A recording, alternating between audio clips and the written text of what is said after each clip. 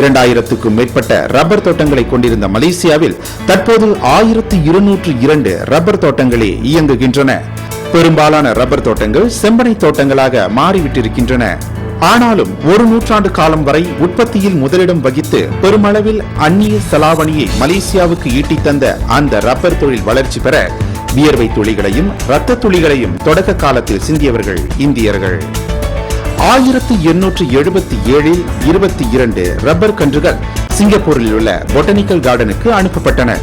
அவற்றில் 9 ரப்பர் கன்றுகள் மலாயாவில் உள்ள கோலகங்சார் நகருக்கு அனுப்பப்பட்டன. அப்போதைய பேரா மாநில ரெசிடென்ஸாக பொறுப்பேற்றிருந்த ஹக்லோ அங்கிருந்த ஆய்வுக்காக ஒதுக்கப்பட்டிருந்த தோட்டத்தில் பயிரிட்டார்.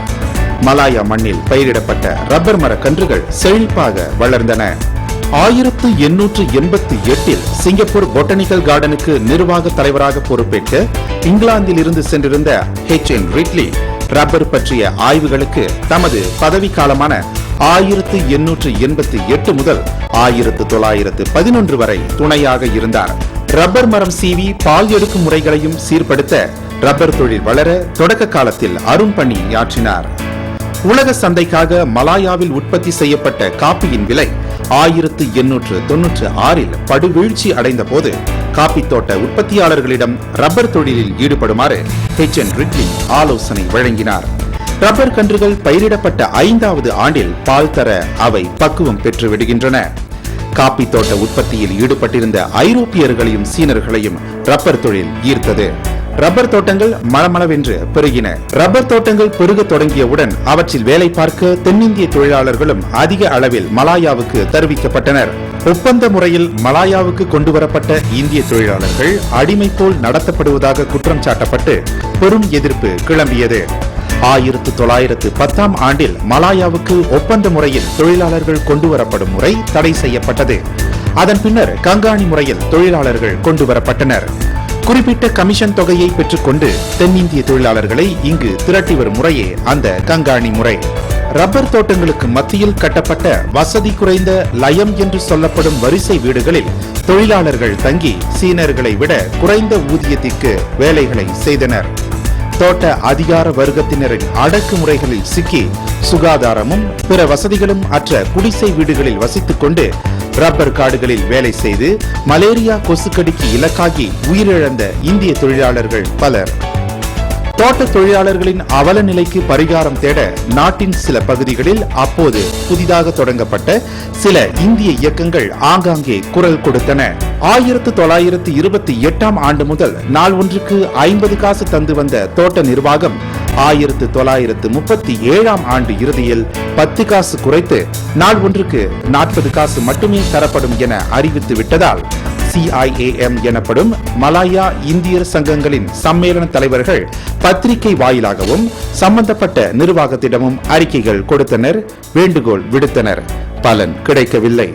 அந்த காலகட்டத்தில் ரப்பர் தோட்டங்களில் வேலை செய்ய கங்காணி முறையில் தென்னிந்தியாவிலிருந்து தொழிலாளர்கள் தொடர்ந்து வந்து கொண்டுதான் இருந்தார்கள். மலாயாவுக்கு தொழிலாளர்களை அனுப்ப தடை விதிக்க கோரி இந்திய தலைநகர் டில்லிக்கு CIAM எனும் மலாயா இந்தியர் சங்கங்களின் சம்மேளனம் 1938 மார்ச் 29ஆம் தேதியன்று தந்தி அனுப்பியது.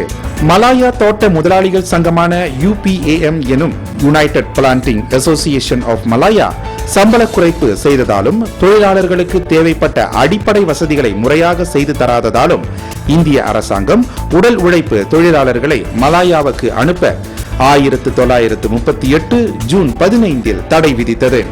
சொந்தமாக பயணச் செலவுகளை மேற்கொண்டு மலாயா செல்ல விரும்பியவர்களுக்கு அனுமதி வழங்கப்பட்டது. அந்த தடை உத்தரவினால் தொடர்ச்சியாக மலாயாவுக்கு வந்து கொண்டிருந்த இந்தியர்களின் எண்ணிக்கை குறைந்துவிட்டது. மலாய்க்காரர்கள் விவசாய தொழிலில் அதிக நாட்டம் கொண்டிருந்தனர்.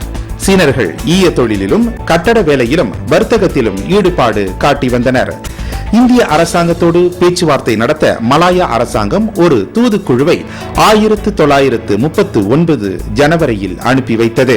அந்த தூதுக்குழுவில் பெடரல் சபை உறுப்பினரும் பிரபல வழக்கறிஞருமான SN வீராசாமியும் இடம்பெற்றிருந்தார். சம்பள குறைப்பை மீட்டுக் கொண்டு முன்பு தொழிலாளர்களுக்கு கொடுத்த அதே சம்பளத்தை தருவதாகவும் தொழிலாளர் வசிப்பிடம், கல்வி ஆகிய வசதிகளை ஏற்படுத்துவதாகவும் அரசாங்க கவுன்சில்களில் இந்தியர்களுக்கு போதிய இடங்கள் வழங்க முன் வருவதாகவும் தூதுக்குழு இந்திய அரசாங்கத்திடம் பரிந்துரை வழங்கியது.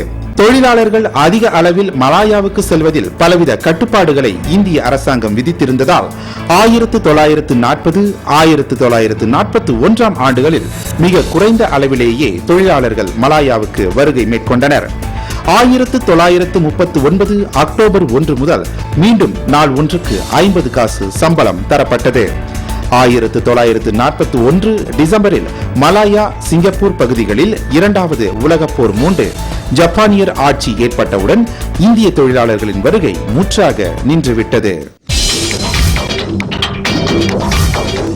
1907 தொடங்கப்பட்டு இயங்கி வந்த இந்திய இமிகிரேஷன் நிதி பின்னர் தென்னிந்தியர் தொழிலாளர் நிதியாக மாற்றி அமைக்கப்பட்டிருந்தது.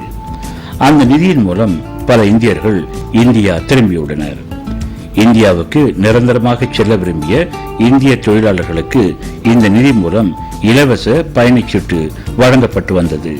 தென்னிந்திய தொழிலாளர் நிதி வாரியம் கடந்த 1999 மே 13 அதிகாரப்பூர்வமாக கலைக்கப்பட்டது.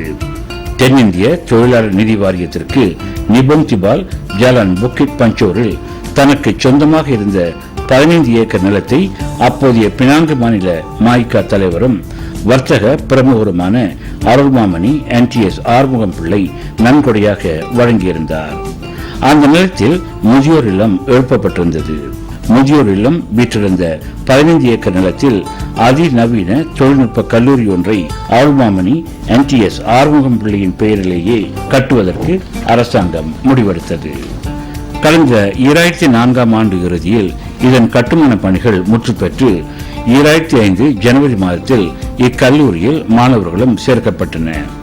சுமார் 600 மாணவர்கள் இங்கு தங்கி தொழில்திறன் பயிற்சிகளை கற்றுக்கொள்ளும் வகையில் மிகவும் நவீன வசதிகளுடன் இந்த தொழில்திறன் பயிற்சி கல்லூரி நிர்மாணிக்கப்பட்டுள்ளது.